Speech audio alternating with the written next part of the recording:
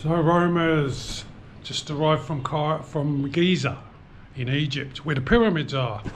This is the new room in Cairo. So it's about a 45-minute taxi ride away. Give the guy 200 Egyptian pounds, which is about 6 AUD. Very suburban, very normal kind of neighbourhood. This is a hotel, the Hotel Castle, on the 7th floor of a big apartment block.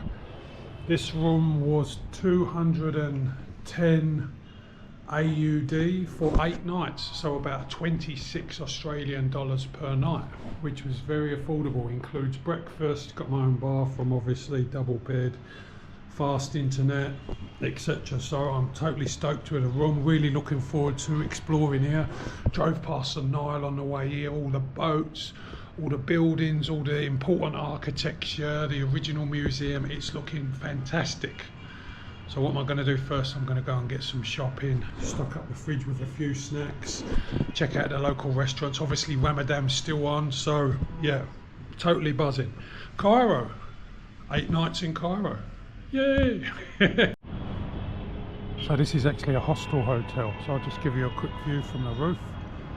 Dramatic skyline of Cairo. All the trappings of a hostel. Comfortable seating. This, that and the other. And more views the other side. Good speeds on the roof for the internet, not so good in the rooms. But wow, what an interesting place.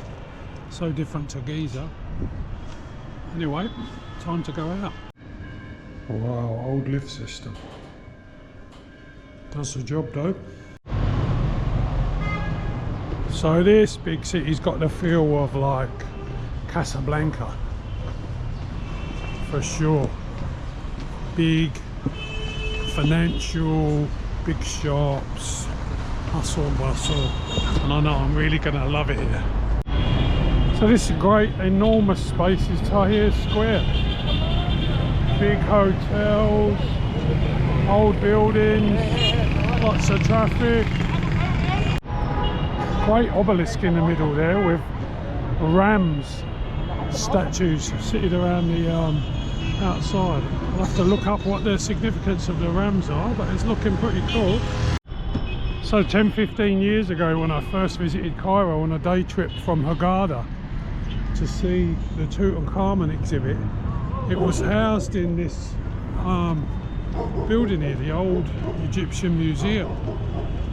Now I think it's still open, but I'm not sure what they have inside and how it differs from the Grand Museum, but this is like a spectacular old post-colonial building, you know, really stonkingly good. So I'll look up online to see what they have. So we're down by the Nile. There's a lovely landscaped river walkway there, but it's all closed off, which is a bit of a puzzle really. Yay! This is obviously one of the big bridges, the one with the lions on it. There's loads of water hyacinth floating down the river. It's a pernicious weed in Australia. I remember using it in a garden once, in a pond. So many swirls and eddies, the currents look terrible, but it's lovely to see the Nile. So the Nile is actually much wider than this expanse. This whole area in front of me is a massive island with, by the looks of it, high-end hotels, probably big business, and all that other sort of economic powerhouse type of stuff. And then we cross the other side of that, and yeah, there's Giza. But just over the other side is a big supermarket, so I'm going to go and get some stuff there. It's a bit of an excuse just to go for a walk, but yeah, so the Nile itself is a very, very big, wide river. Up there we've got the statue of Zag Lazul, very important Egyptian. Beautiful, proud lions on the gateway to the bridge. It's awesome. Cairo Tower, that's called in real time. And this is the other section of the river. So when you cross here, you go from the Cairo Governorate, which is this side, to the Giza Governorate on that side where the pyramids are. About 40 minutes away. Lots of riverside restaurants, rowing, cruise boats. So I've got to show you this. It amazes me. North Africa, how many types of crisps or chips or whatever you call it do they have? There's so many different varieties. Each shop has got so many different types, and there's so many different types of soft drinks as well. International, local brands. There must be, I don't know, 3 dozen there. This is not the biggest selection that I've seen. All the colours of the rainbow, chip style. I just stumbled upon the Abdeen Palace. It looks all closed up and in a state of disrepair, but wow, from the features that I can see, it looks amazing. So the Abdeen Palace, or the Palace of Prince Said Pasha Halim. Wow, come on Egypt, get it sorted, open it up, let's have a look at it. Looks amazing. It's on Chambellion Street. So it takes it out of you walking around these streets, that's for sure. Got to have eyes in the back of your head and earplugs in, but then you can't hear the traffic, so it's a bit of a conundrum. It's funny because if I'm in Australia and somebody beeps their horn when you're on the road, you immediately jump out of the way or go onto high alert because it's a sign of like imminent danger. Someone's warning you about a collision or something, whereas here people play a tune and it's kind of just what you do during the day when you're driving. So it's about recognising that and making the transition from kind of high alert to, yeah, these are the sounds which you hear. Really, your eyes are the things that save you in Egypt, that's for sure. Got to be on the lookout for what's going on. Anyway, but there's just another observation. Rather nice church over there. So there's lots of people waiting, sitting at tables, getting ready with their drinks and their bread, waiting to be served a meal, ready for the break of fast at the end of Ramadan today. I think it's around 5:45, 6 o'clock. It's a wonderful sight to see everybody sitting in communion kind of thing, waiting to have their first meal together. It's a nice thing to see. Whereas I've just had a bag of bagels and a milk drink, but you know, not a Muslim, am I? It's good to see. So as you're going up in the lift, it plays you a song. God bless difference. Don't have to close the doors, which is pretty weird. Here we are, done for another day.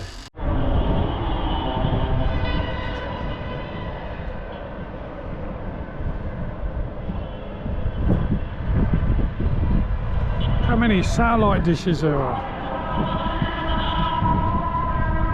Unbelievable.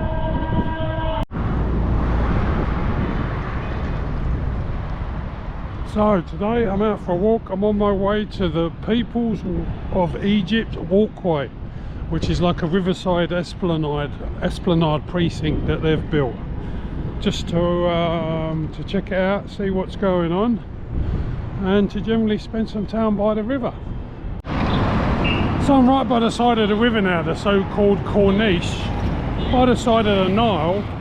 They've got this beautiful esplanade area, walking area opened up, and yet it's all cordoned off. You're not allowed to walk on it.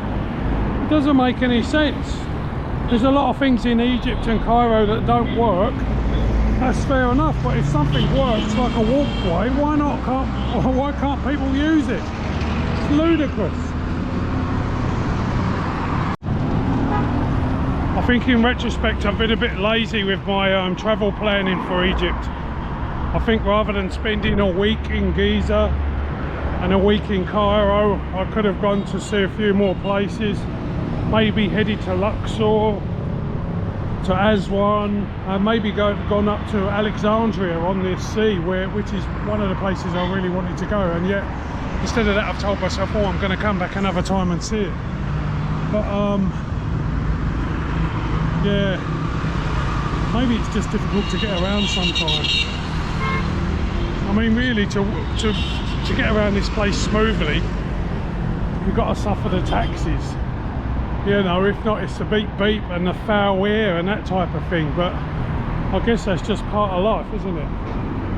You live and learn, as they say. But who knows? Maybe things will take a turn for the better. Aye, look, Esplanade's opened up. There's loads of little restaurants along here by the looks of it. This would be buzzing of a night though. Maybe this is some beautiful buildings over there. I know as we move along here a bit towards the people of Egypt walkway, that there's a lot of big hotels and that type of thing, so maybe I've just been through a rough patch. Let's see what we can find. It's nice to be by the river though, it's beautiful. So I just bought a ticket to walk along the walkway. It's £20, which is about less than 50 cents Australian, or maybe a bit more than 50 cents, 60 cents Australian to walk along the walkway. And I guess it's how they keep the unwanted sellers off the place. There's lots of by the looks of it, or you can see, you know, like restaurants and cafes and that type of thing, and it's away from the noise and it's nice and clean, and yeah, a bit more decent experience. And there's a big walkway over the other side there as well by the looks of it, which is built out over the water, which looks pretty nice. So here you have it. This is a section between the 15th of May bridge and Imbaba bridge, which is way down there. So looks like a fair old walk. It's got all the various facilities listed. And there's a picture of the water looking clean and sparkling. So you've got a lot of the big banks here. Sofitel. This is really nice actually. Really nice views of the river. Lovely apartment buildings, all different styles of architecture, old, new, modern, old-fashioned, more hotels. It's really, really pleasant. Glad I came here. The people of Egypt walkway. The peoples. So there's many peoples that make up Egypt. Cross-section, kind of MRI type sculpture. A beautiful woman kneeling with water in her hands. That's fantastic. So all this land over there, by the way, is still on the island. It's still the not sure what the name of the island is. Giza Island. So this is not the full width of the river, it's just where the island is. Mind you, the river is wider there, I suppose. So, but God, so that's a colossal chunk of real estate.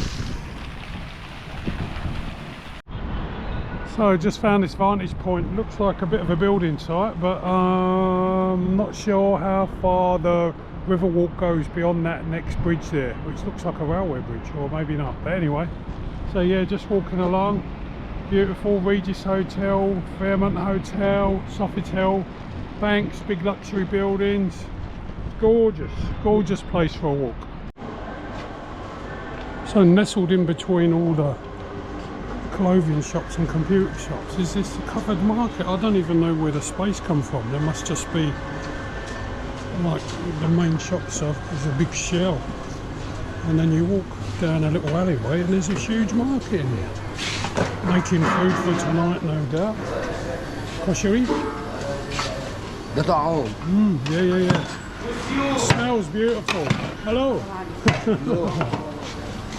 Awesome. What else has he got in here? Oh, beans and vegetables, man, that looks good. Beautiful. Smells delicious. Smells like Indian. Smells like Indian.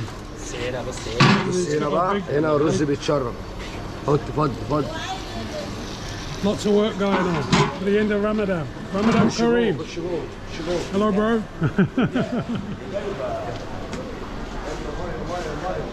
Butchers, fruit, vegetable shops. Just bought some breads to have with some tahini, fresh meat. Bulk supplies. All sorts of stuff for sale. Be proud of their food. Good on them. Look at this beautiful produce.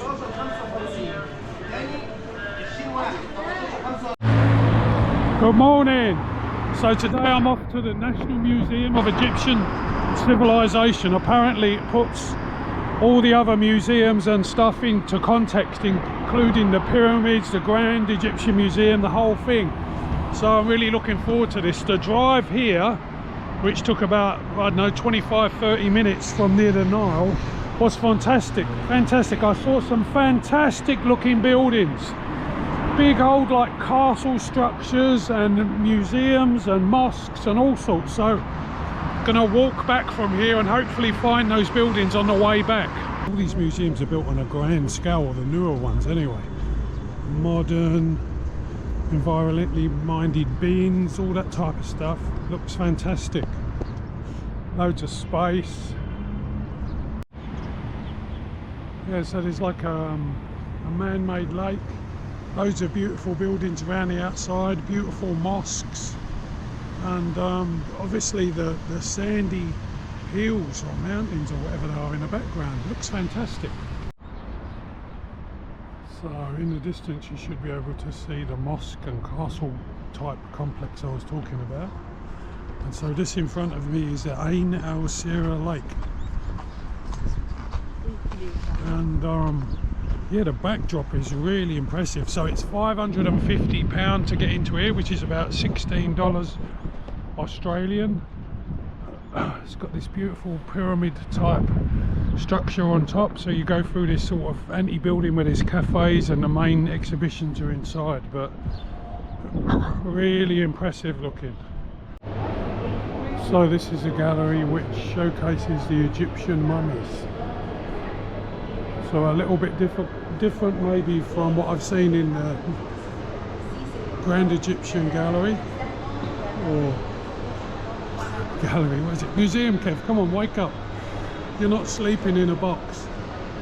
But yeah, these look like actually leverized, you know, sort of petrified remains. So let's have a look. So there is strictly no photography down where the mummies are, the actual bodies of the pharaohs. There's like over a dozen of them down there, all in various states of mummification. It's fantastic to see, and there's a brief paragraph about what they did during their reign, how long they ruled for, who they were married to, etc. It's absolutely fascinating to see the actual bodies rather than just the kind of caskets and shrines and sarcophagus. So yeah, I'm really happy to see that. It's fascinating. Wow, this is really laid out well. It's so huge, so much space, fantastic place.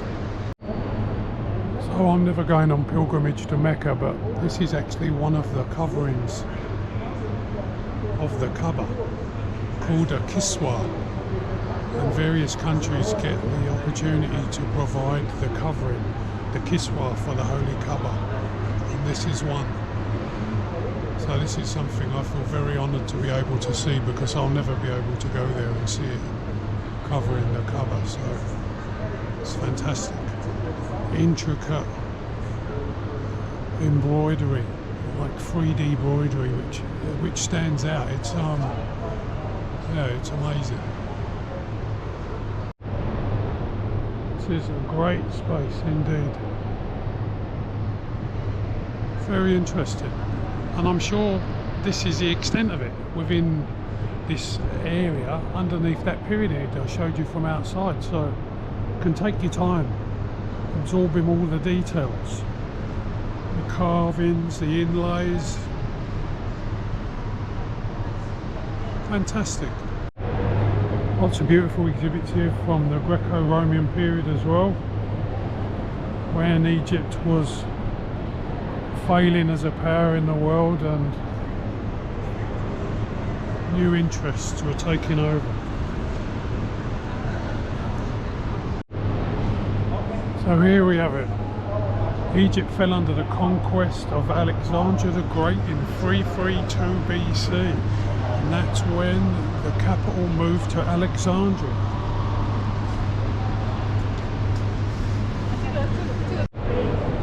So just a quick review then. So the National Museum of Egyptian Civilization stretches from 9000 BC, even earlier than that, 2,300,000 BC, back to the early days of early man, early tools, not exactly dinosaurs, but as they say, prehistory, all the way up until when the Greeks took over. So fantastic. It's been really, really interesting.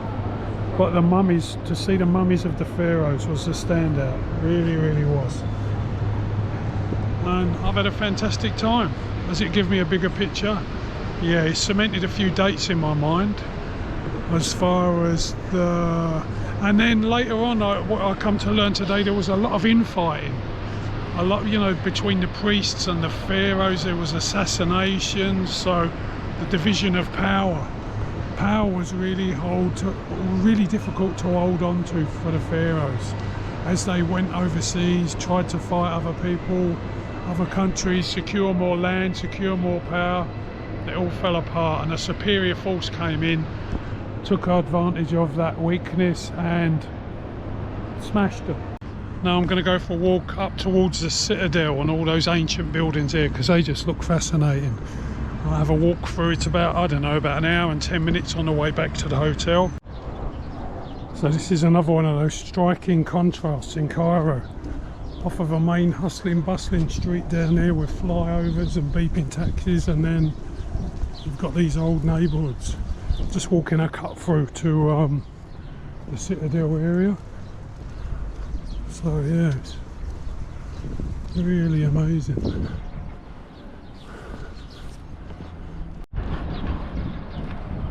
Old mausoleum buildings, a mausoleum of Imam al-Shafi.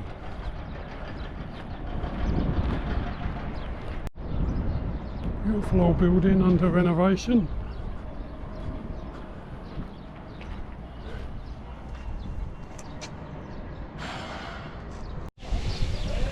There's a nice breeze blowing. It's good walking weather, and it is definitely very interesting.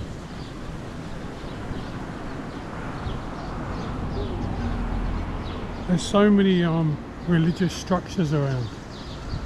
It's fascinating. And lots of these pigeon stoops as well, where they do the pigeon racing, where people keep pigeons. Pigeon is on the menu in Egypt, and specifically in Cairo, so maybe they're not racing them, or maybe they're racing them as well as eating them. I'm not sure, but you see many high-level pigeon houses on the rooftops. Lots of pet shops in that area, and there we have the Citadel, which I've come to see. So I think I'm going to need a whole day to come and see the Citadel. This is an amazing area. Citadel goes back to 1176 AD.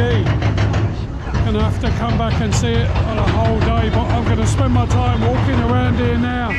They're obviously doing a lot of building on this freeway, whatever it is, or destroying it, so what a sight.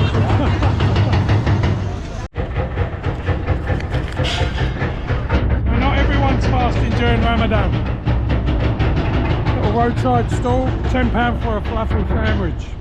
Very tasty, very spicy. So a great little food stall. £10 for a falafel sandwich. It'll be real £10, £10 sterling in England, or 15 bucks in Australia, and here it's 30 cents. It's so quick, so convenient. Little half a pocket falafel, beans, and a good bit of grub. Yeah, you can't get in the way of life here, eh? It goes on at such a speed, buses stop, people leap out. The Said Aisha Mosque. Detail on that minaret there is amazing. All gone. So I just want to show you one of these pickle stalls. Pickles are really big here with the food. Lots of different pickles that kind of cut the fat. So a lot of the food can be greasy. So this guy looks like a top seller. Come in all different colour waters and vinegars, spices. Lots of nice cakes. This is not a food channel, it's an everything channel. Baklava. Frying them up, dip them in the oil. Lots of bread. Bread's always good. Got to get some breads for tonight. So I remember seeing a mini documentary on Al Jazeera that many of the buildings in Cairo were crumbling, kind of thing. And here is evidence of that. I don't know whether this is a planned destruction or whether they're knocking down unsafe buildings, but it's just amazing. This is a great little market anyway. So this is Saladin Square, also known as, or formerly known as Al Ramila Square. There's so many beautiful buildings around here, it's amazing. Got some government buildings there, Egypt Post, the road to the market where I've just been, down to the Museum of Civilizations of Egypt. So it's just remarkable. It looks like a scene from ancient times. It's almost untouched for its historical significance. It's really got a wonderful feel to it. Everything is so dusty, you can just see the layers of dust on the building, the layers of sand. So if you want to see more of Old Cairo and the markets where the locals live, these are the areas to come. There's a lot going on. Got a hustle and bustle, haggling. No one's thinking about tourists, that's for sure. It's awesome.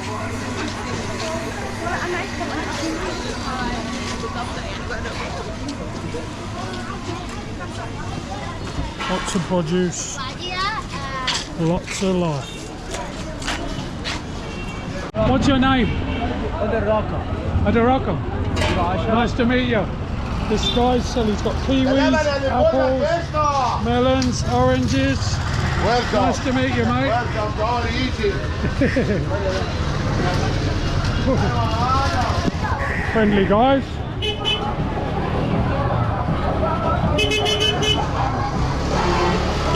Just want to talk about like the tensions in the Middle East. It's early March 2026 and there's the ongoing problems with Iran and the USA, and I've had a couple of people ask me about, you know, what do you think of Iran, etc, etc, and my honest opinion is it's just sad, you know, and especially as a traveller and being near to that area where the conflict is happening. You know, I mean, I've got the concern about, you know, will the flights be rerouted, and will the conflict spread and that type of stuff. And also, you know, being in an Arab Muslim country, you know, what do people think of Westerners? So I can't help, well, I can't deny the fact that it's on my mind a bit, but, and also my own country's opinion on the matter.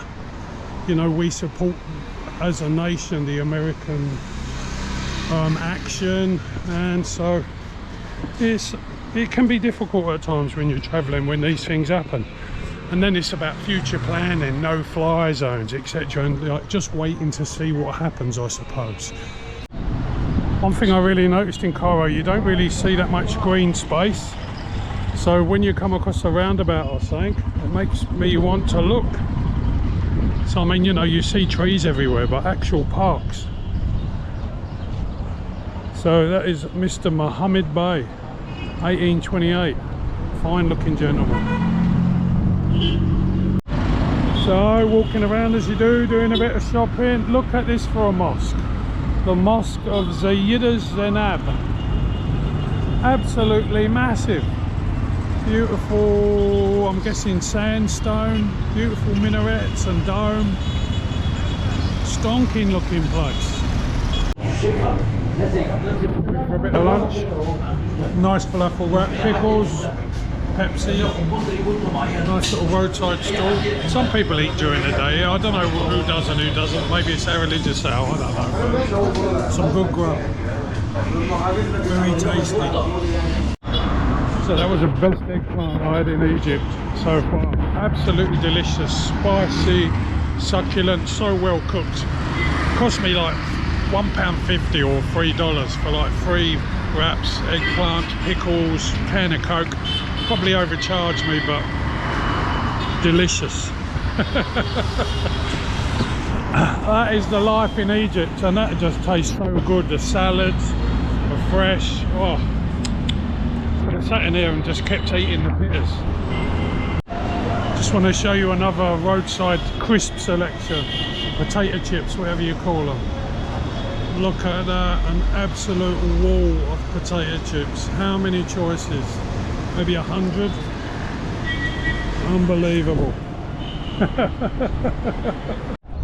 So it's a new day, the tour buses are lined up, and today we are going to the Citadel as promised. So I think the order of play is go to the Citadel and then afterwards another day go to the Abdeen Palace, because that's where the palace duties were transferred to at a later date. So this place goes back to the 11th century, 1176 if I remember. So I'm going to queue up, get a ticket, and then we'll go in and have a look round.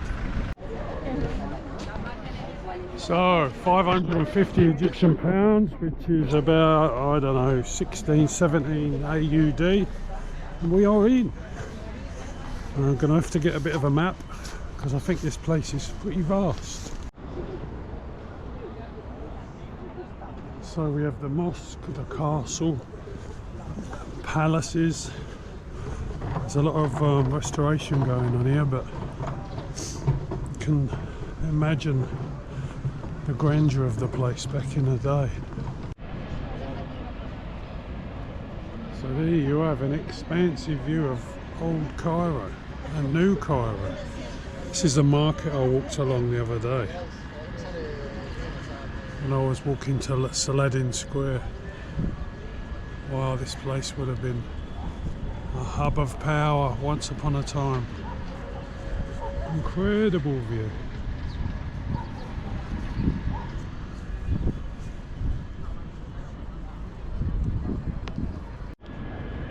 So the brief introduction on Google Maps says this place was built in the 12th century, which is 1176 or 72, as protection against the Crusaders. Well, they would have been able to see the Crusaders coming from a long, long way away, that's for sure. Incredible. And over there in the distance, I don't know if you can just see the pyramid, is where the National Museum of Egyptian Civilisation is. Cairo Tower, and then I presume, well, I know that's where the Nile would run over there. So great views from the Citadel.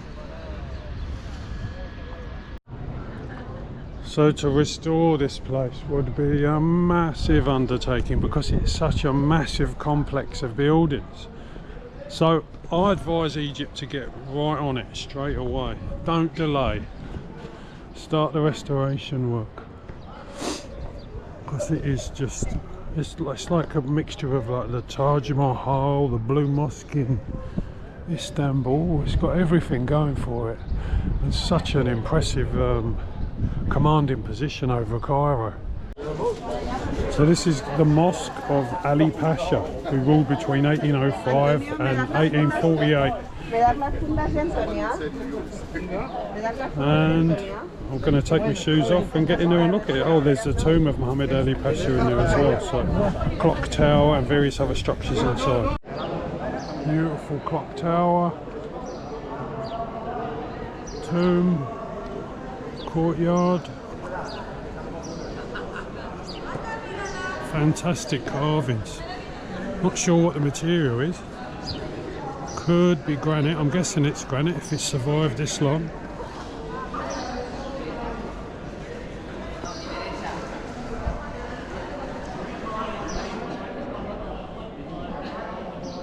And then the inside of the mosque over there. Intricate, beautiful. So much detail. So we're inside the mosque. This is probably the tomb of Ali Pasha. This is a sort of guesswork you do when you don't have a guide.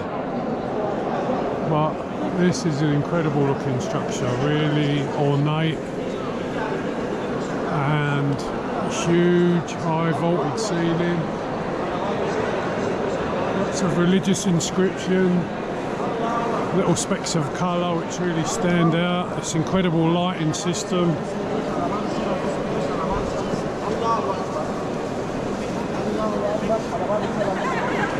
Chandeliers.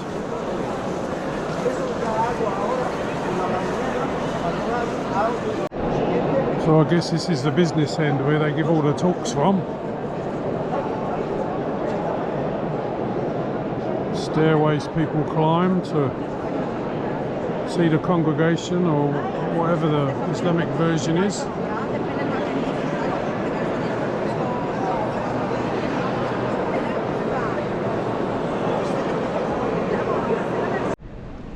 So the central structure in the mosque courtyard would have been a fountain, an operational fountain back in the day, so that people can go and wash before prayer, before entering the mosque structure itself.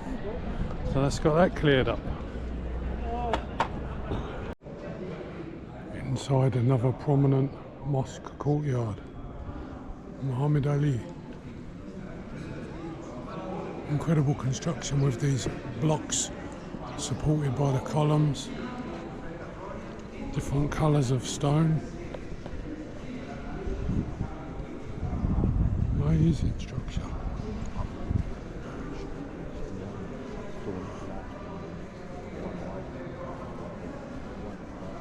All different colours of granite grading or whatever in the columns. Different colours, black, stripy. Beautiful. Wow. I'm hoping when I go back to the viewpoint later that I'll be able to see the pyramids. That would really cap off the whole complex. But there is like a police museum here to see as well as the National Military Museum. So there's an Al Nasir Muhammad Mosque and a Mosque of Muhammad Ali. Whether these are the same, I'm not sure. But that's kind of the beauty of it. Have a walk around. What amazes me is that these blocks do not rest directly on the columns. They're actually on wooden plinths, maybe for a little bit of kind of expansion, a little bit of flexibility. In case there's an earthquake or a tremor, you know, there would be some sort of compression factor. Why they would put wood? Yeah, there's wood underneath all of the blocks.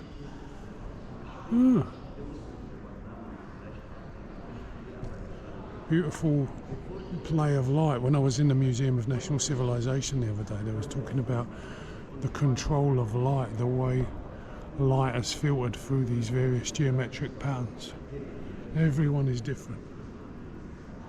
All the windows are different patterns. Beautiful. So this is the National Police Museum. Inside here we have the Castle Prison, historical fire engines, National Police Museum, coffee and restaurant garden and excavations area. So let's start off by having a look at the view. Don't want to go to prison just yet. So this is obviously the excavation area. Now just in the distance behind the third flag on the left you can see the pyramids. Pyramid of Khafre, Pyramid of Khafre and one of the kings just behind. So 3 distinct pyramids. Fantastic, it's just what I wanted to see. Awesome. got various puppies laying around taking it easy. Oh, there's so much work to do here. What an amazing place. So the pyramids from here, as the crow flies, is like approximately 20 kilometres. They do sit up on the plateau, so that enables you to see them a bit more clearly. But wow, very impressive. Spin round. Police museum over in the background there.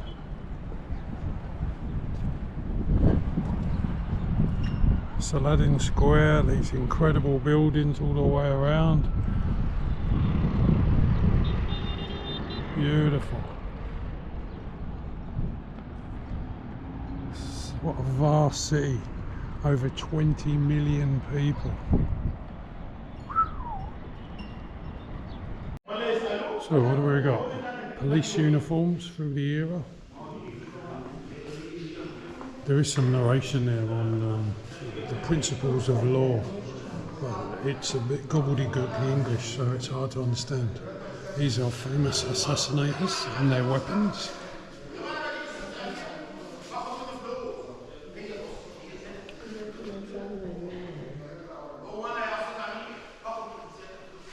I'm surprised that they glorify them. We've got the actual bullet that did the killing. Wow. Well-known crimes. How much is that bottle of water? 700 Egyptian pounds? Nah, that's one of them. Narcotics. Looting tombs. Counterfeiting. Forgery. It's all here. And the police in Egypt also date back to 3000 BC, including the water police on the Nile. Police weapons in the pharaonic era, daggers and swords. Police boat. Yep, awesome museum.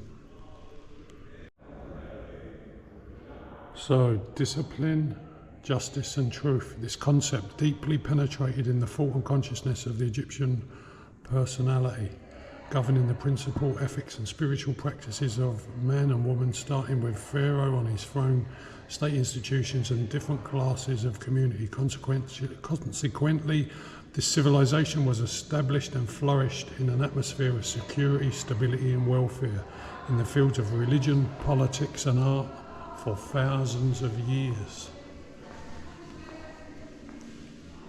Discipline, justice and truth.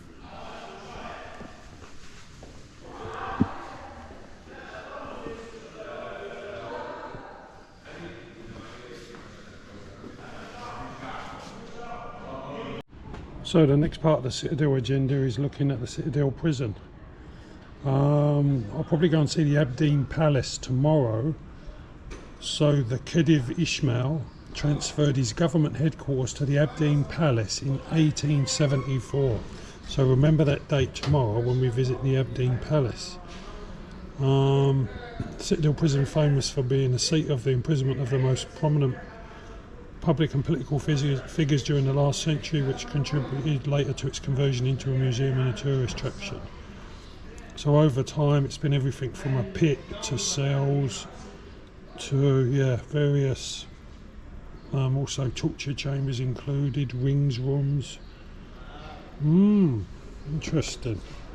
Some of it was modelled on the famous Bastille prison.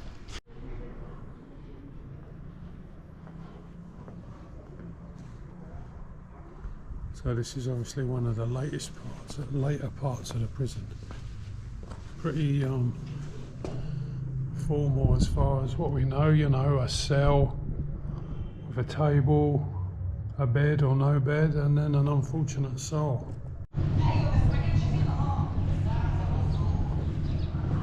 So next stop, the National Military Museum. Wow, what a courtyard. Incredible. Ibrahim Pasha, 1789 to 1848. I think I met some of his architecture when I was in Albania. Some of the Ottoman stuff. Wow, it's amazing how all this connects up. travel around the West Balkans, Egypt, Greece, and these people were all around in the day. That's what the military might get you. Expansion. It led the Egyptian army from victory to victory. Empire, war, nationalism, the Suez Canal, all the way through to the modern day farming, horticulture. Incredible display of weaponry. Top military commanders dating back to King Mina Nama, 3200 BC, all the way up until Khedive Ismail and Abbas Ibrahim, who died in 1914.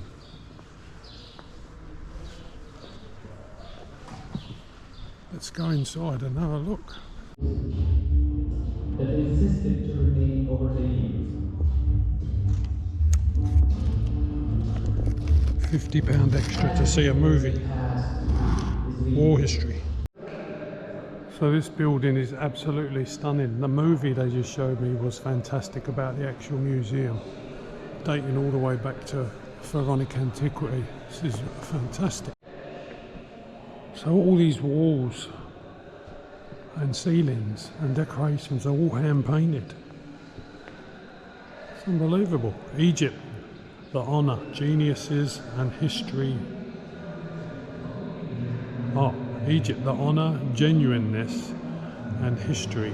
Egypt, the triumphs of Kadish, Etienne and October War. Geniuses. Come on Kev, you can read. There it is. It's back to the pharaohs, the pyramids, Ottoman Empire, modern day. Vast museum. Testament to the greatness of Egypt.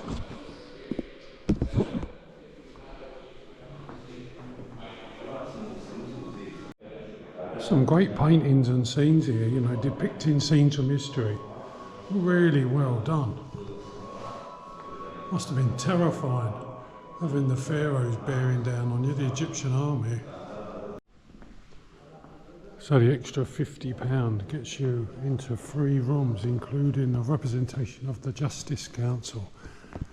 This palace itself is remarkable.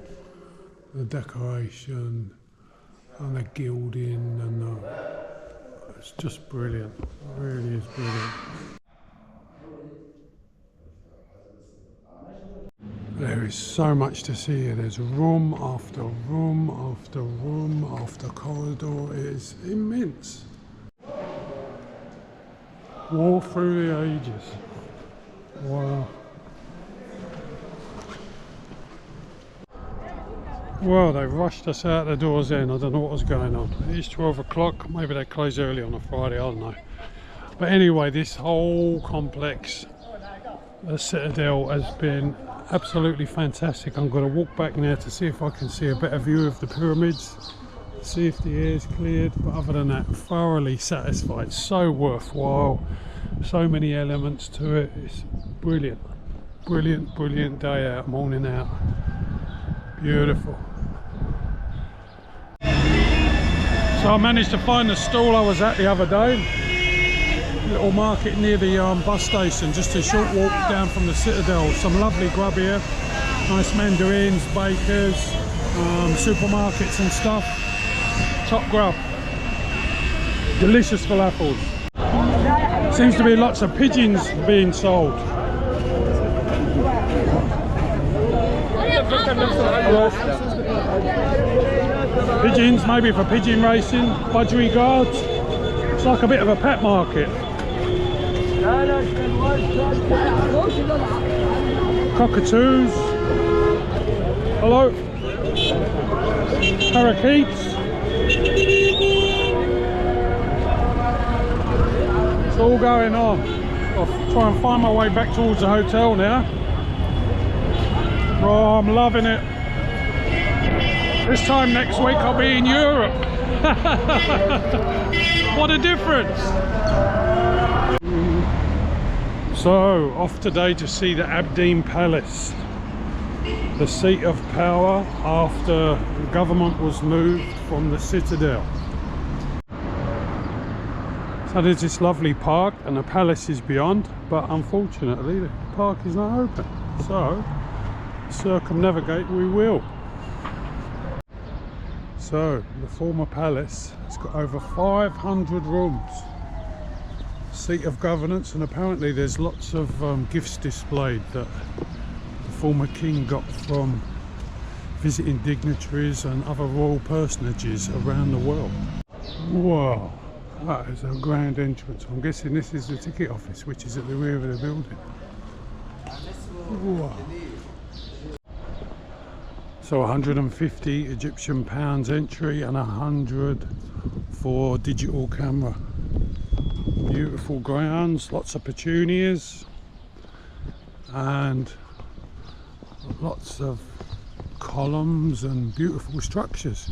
Huge walled complex. Gonna have a look at the grounds first and then head inside.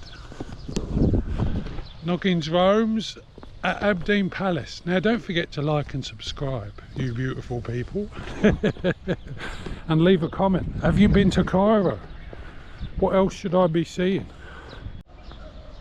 So, designed by a French architect to modernise architecture in Cairo. It was completed in 1874 and was the seat of the royals until 1952, when there was the Egyptian independence movement, or the beginnings thereof.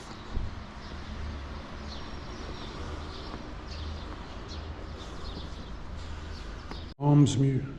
So we've got a royal hunting hall, an arms museum, a court of historical guns, Sidi Badrum Shrine, silver plate museum, President's Sea Gifts Museum, and medals and decorations museum. So this covers what was used on the royal hunting trips. Shotguns, long guns, beautifully crafted pistols, canes for walking, telescopes, whips, daggers. King Farouk I was fond of hunting. Beautiful spaces, quite plain looking but sturdy, if you know what I mean. The last king, King Farouk.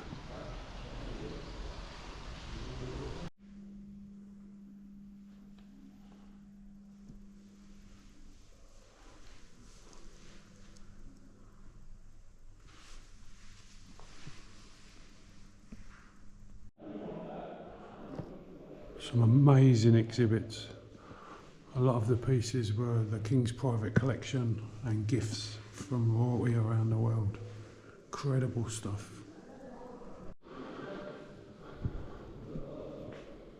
So many guns. So much death and destruction. But it's a collection, isn't it? It's national heritage. So I get it. It's vast. There's an interesting piece. A chest plate with 19 one-shot barrels. How on earth must have that felt? It's hard to know where all the triggers are, but how bizarre. Lots of medals and other types of things. Ribbons, decorations. Well, there certainly is a heap to see here. It's more like a military museum, to be honest, but it's still fascinating.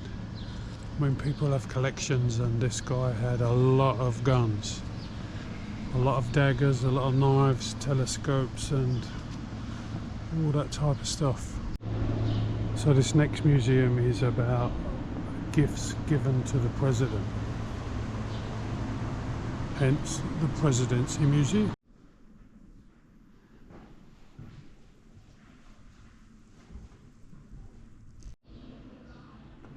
Pretty fancy. These rooms were a bit oppressive. So many staff hovering over you. They think I'm going to steal something. What do I want with a gold-plated Kalashnikov? But you know, they've got to protect it, haven't they? It's just much of a muchness. Documents Museum. Silverware Museum.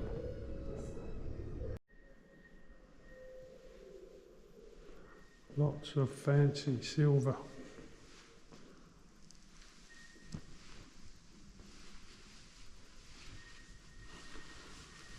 Whew.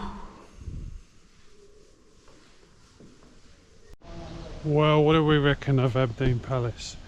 I think it's definitely a must-see, but it kind of leaves you feeling a little bit empty because of the royal and presidential nature of it all. It's kind of too perfect in a way, rather than walking around a gritty fort. That's my overall impression.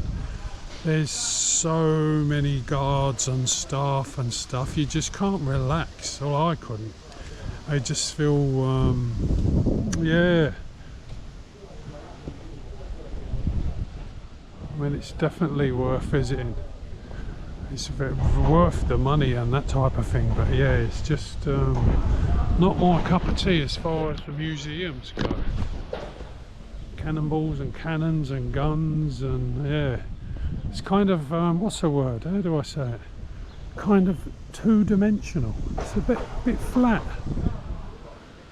Anyway, it's part of Cairo and part of Egyptology, I suppose, isn't it? So I've got some breads, just having some falafels and eggplant cooked up. He's got the machine over the back there, grinding it all up. I'm going to cook them fresh for delicious. Dogs here. These peppers are really nice as well. Delicious food. Okay. Fresh falafel. Delicious. Thank you, sir. Hello. This guy was asking me over to say hello. How are you, bro? Good to meet you. He's selling, looks like, cheese and milk in little bundles. Awesome. Thank you, mate. Castle Hotel, 7th floor. I'm home. So today I'm out for a walk. It's a Sunday. I've got today and tomorrow left in Cairo. So today I'm out for a walk to a historical precinct around the market called Khan El Khalili. Now this place is supposed to be a bit of a tourist trap, but there's lots of historical buildings around there, so it's a bit of a mixed blessing, as they say. Cats are looking rough. Do you know what the maddest thing is? I just saw a wild mongoose. Or a ferret. I'm not sure what it was actually, because it was so dirty it was hard to see what it was, but it was definitely not a rat. And yeah, it was just scampering around amongst the shops. Looked quite tame and playful, but absolutely filthy. So it's a strange sight indeed. So it's been an interesting walk. I'm not sure where old and new Cairo begins, but it just seems to be a bit blended. This is definitely not the economic zone though. It's just a mixture of like housing and religious buildings and stuff. Anyway, let's get along down here and see what we can see. In this area, as you can see, beautiful minarets, mosques, and it looks like it's going to be a bit touristy, but that is fine. So many buildings, how could they ever restore them all? Beautiful. So lots of perfumes around here, lots of metalware, that type of stuff. I haven't seen another mongoose yet. So there we have it, Khan El Khalili Street. So there's a lot that's not open and there's a lot that is open, but the general vibe is just A mixture of stalls and incredibly impressive carved stone architecture, religious buildings, and it's all looking pretty awesome, it's got to be said. So this total area is Al Muiz Street, considered the largest open-air museum of Islamic monuments in the world, stretching back to the Fatimid period, 358 to 567 AD. Oh, that's in Islamic dates. 969 to 117 AD, so the Muhammad Ali dynasty. So there's a lot of different, hello mate, how are you? There's a lot of different monuments here. Historic Cairo. It's awesome, mate. Awesome. I'm gonna have a walk first. Yeah, come back after. Oh, his tickets. Okay, okay. Yep. Madrasa Mausoleum of Sultan. Yeah. Okay, no worries. So the largest collection of Islamic archeological buildings.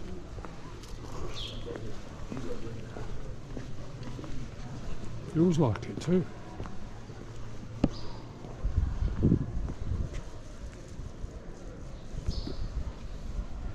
Wow.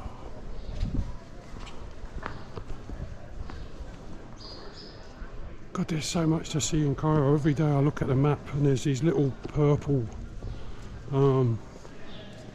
signs. Yeah, that's a madrasa, that's a school, yeah. These little purple signs, you click on them and there's just neighbourhood after neighbourhood. You could spend years looking around here. It's fantastic. So here we've got the northern wall of Cairo and heading down to Al Futa Gate. So I just saw a big UNESCO World Heritage sign back there, so a lot of this is listed as significant for humanity. It's a remarkable place to visit. So why are there so many buildings here? Why are there so many buildings of Islamic significance? Well, after Islamic conquest, this is the area where the first capital of Islamic Cairo was built. Right, the plan is to come back tomorrow when all this is open and have a good look around, buy the ticket. Apparently one ticket for 220 Egyptian pounds gets you access to all the Islamic sites along the road. So come back tomorrow, get the ticket, see it all open, and spend the rest of today walking around and relaxing. That is the plan. So the Nile Does market is open today. That's 7 days. Apparently there's a big gold and silver section down where the Islamic buildings are. That closes on a Sunday for rest and recuperation, but other than that, the general garment market is open every day. So how Ramadan affects it and all that, who knows? It's an interesting place to be though, that's for sure.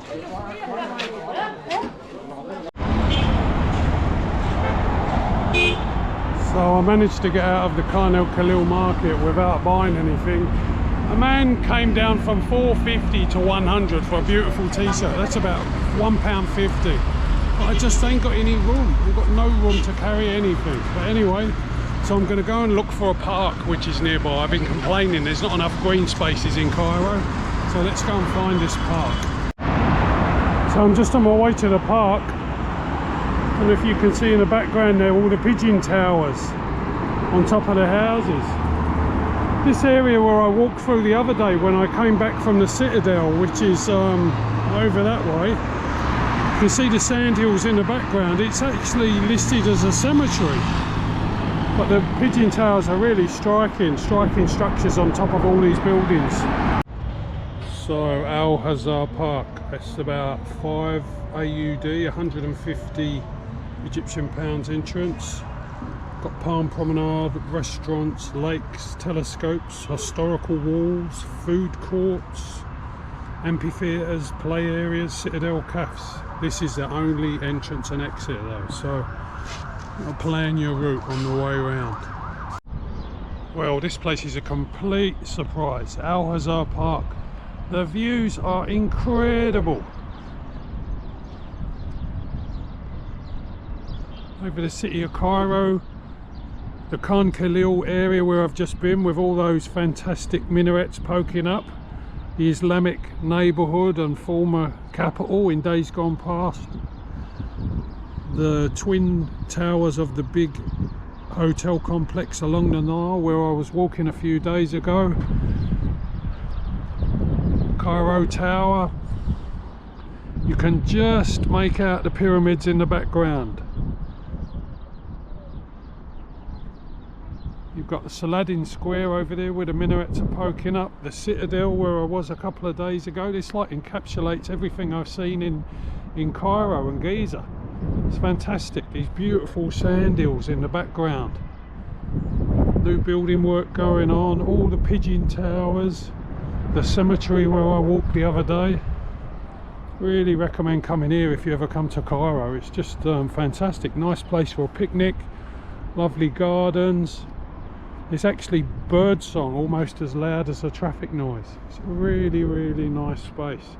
And as I said, the views are just fantastic. It was nice being up on the Citadel looking out over Cairo, but to take in the Citadel from here is just as good. So let's pin down a bit of information on these pigeon towers. You can see one clearly just here. There's a number of them. So they're normally mud, brick or wooden structures, and they are indeed for farming pigeons, which are a local delicacy in Cairo. So there we have it. Awesome. Pigeon farming, and they did say that they're often near green space. So I don't know if you can see, but there's a pigeon just in the tree there with these beautiful flowers. I think that's some kind of a wattle, which we also have in Australia. Beautiful flowers. Hello, pigeon. So I'm just on my way back to the hotel and walking around the back of the park, and there's a big Indonesian community here. There's warangs and Indonesian style shops. Hello. And yeah, it's a surprise. So the area at the back of Al-Hazar Park is one of the oldest neighbourhoods I've walked through. And now I've just come across this Bab gate to the old capital of long ago. I mean, it is just breathtaking. Beautiful minarets. And there's just so many of these little neighbourhoods and sites here. It's just incredible. Just found a nice little market. Hello. It's so crazy. Busy market on the side of a road, and literally there's a busy thoroughfare right next to it. Buses going by, people in the road. You gotta have eyes in the back of your head. Yay! Welcome. Hello. Awesome. So I'm on my way back to see the Islamic complex of buildings, the mosques, the madrasas, and just walking through the market. Last full day in Cairo. Be uploading tomorrow. What a scene! So many of these shops weren't opening yesterday. People were having a quiet time. So let's go and have a look. Khan el-Khalil market. Spices, perfumes, beads, tourist goods, all sorts. So I just got a ticket for 220 EGP, which gives you entry into a number of Islamic structures. This is the mosque, the Kowan complex. There's a tomb inside there. And this is a beautiful building. Loads of religious scripture all on the walls and on the decorations. Lots of Islamic motifs and just incredible detail. Rather than trying to remember the names of all these people, I'm just going to walk around and take some footage of the beautiful structures.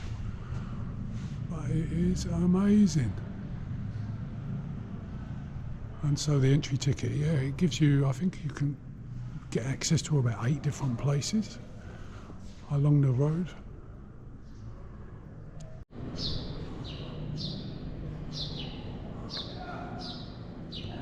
Vast structures.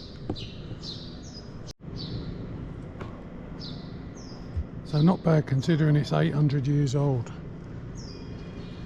Apparently later in the day this was a hospital complex for up to 4,000 patients, physical and mental illnesses.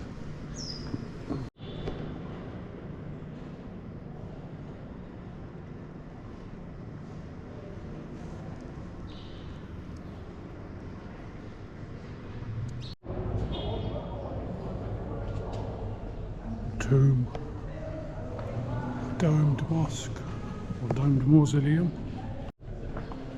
So this is the remains of a madrasa, early Islamic school.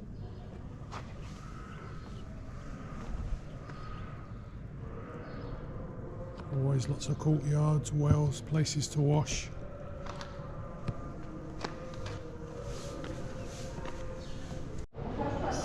Building number 4. So I think I'm allowed to be up here, but it's hard to know. God, how old is that piece of wood? It's as hard as steel. So this place goes back to about 750, 780 AD.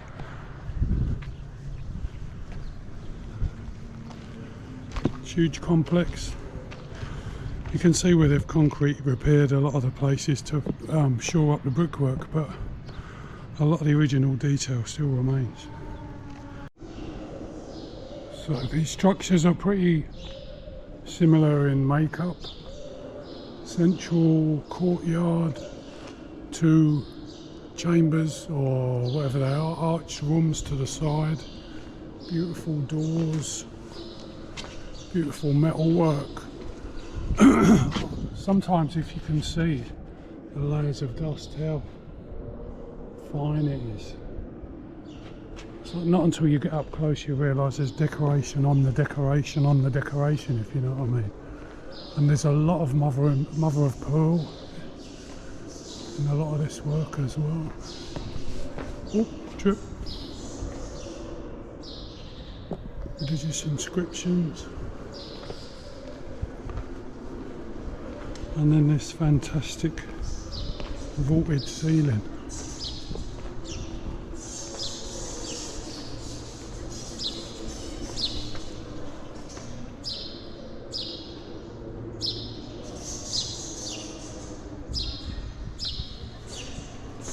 Place for prayer, where the imam, I guess, goes up to call out. That ceiling is fantastic.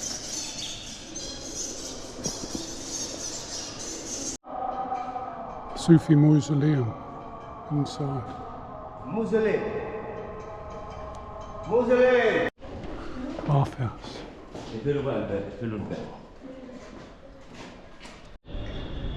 Up on the roof of the bathhouse. The imam. The street. Pigeon houses.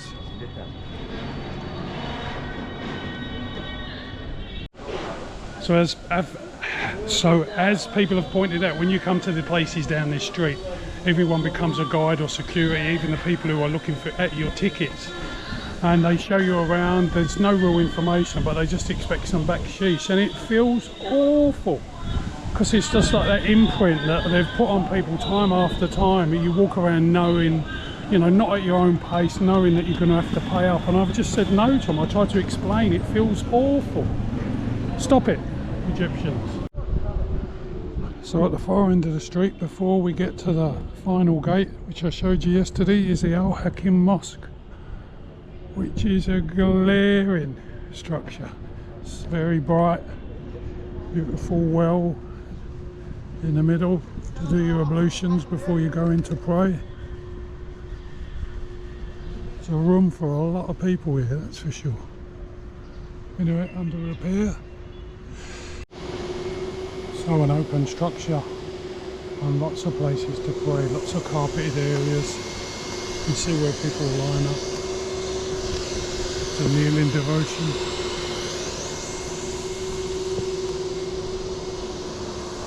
Beautiful space. That is the top tour of Khan el-Khalil and the Street of Islamic Wonders. Top marks. Well worth a visit. So last spot on the tour is Bab el-Fatou. And I've got my local guide with me. Piss off, mate.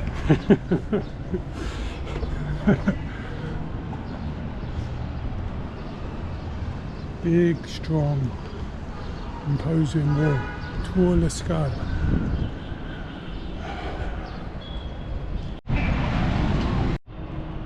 So I made a bit of a blunder, deleted the end of vlog video which I made out in Cairo.